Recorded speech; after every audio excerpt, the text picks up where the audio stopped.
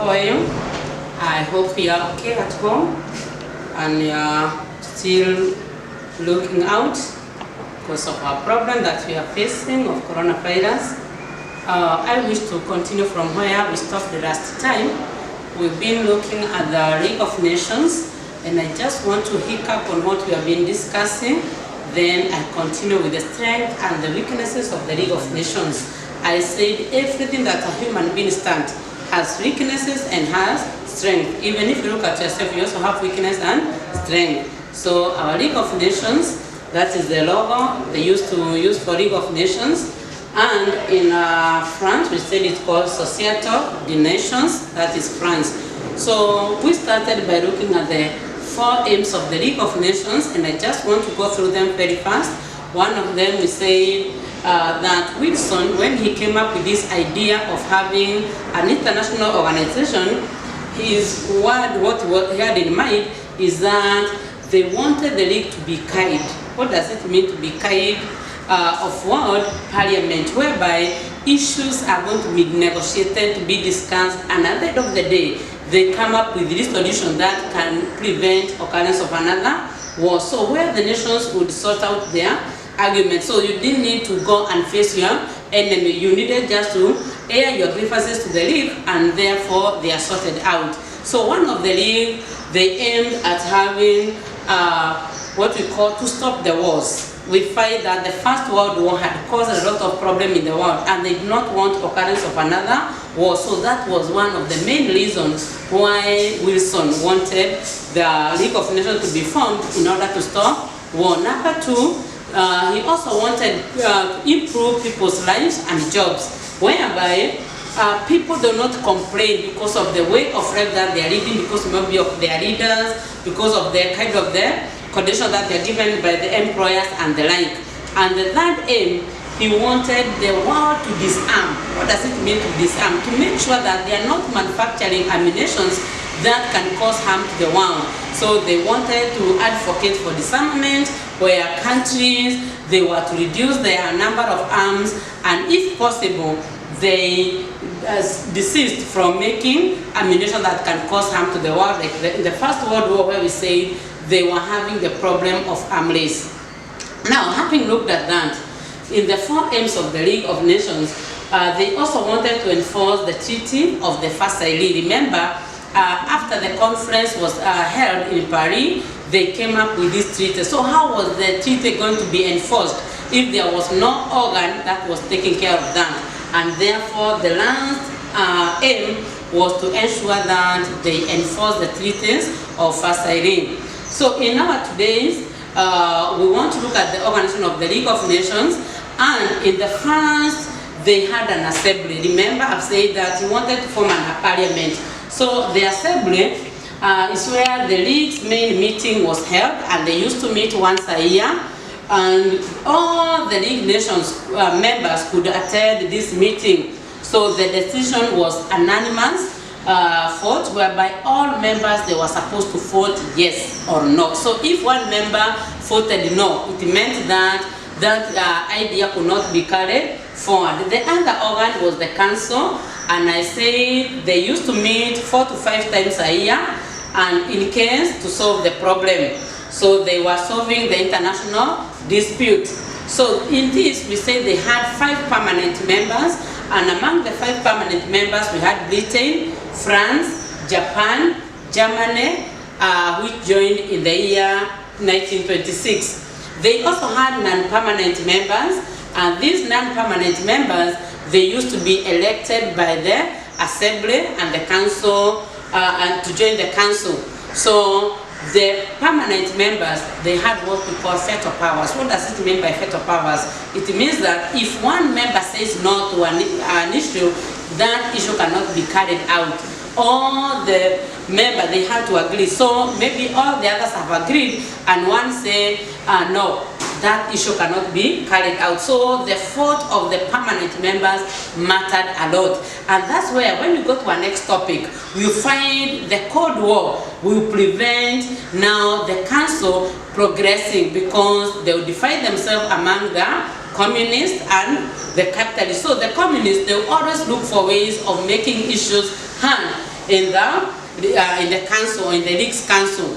So therefore, the five members, they needed to be in agreement at all time.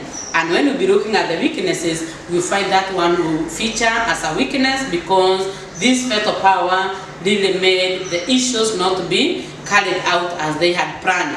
The other organ was the secretariat, and we say the word secretariat comes from the word secretary, where it means that they are the one who carry day-to-day activities of the league. So it comprised of the officials who worked permanently, and their offices were in a place known as Geneva, and they were supposed to organize, coordinate the different functions of the league. That means it's up to them to know how day-to-day activities of the league were to be carried out. For example, when the assembly is planning a meeting, they are the one who prepared the agendas.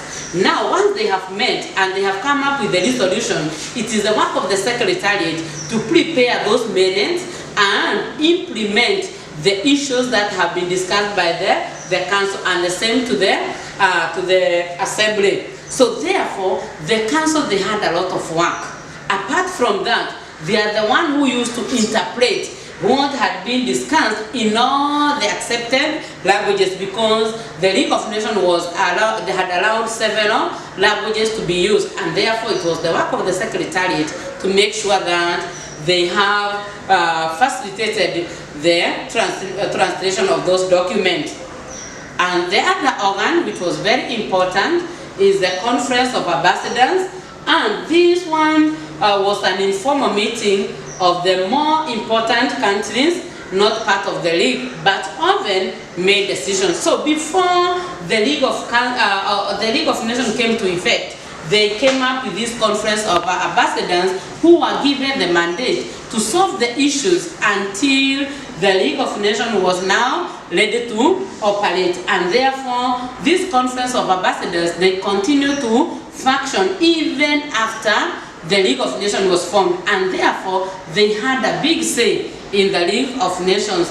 Now, apart from all this, there are other committees and commissions that were formed, and their duties, they was to ensure that whatever agreement the council or the parliament has come up with, there is a department responsible for that. For example, we had the refugee committee, we had the mandated commission. All these, they were given responsibility to take care of them, each department. So if it's the refugee, they will take care of those people who were taken refugee or captive during the First World War. If it's the issue of the labor, International Labor Organization, they will take care of the labor department, whereby the employers and the employees, they will create harmony between them.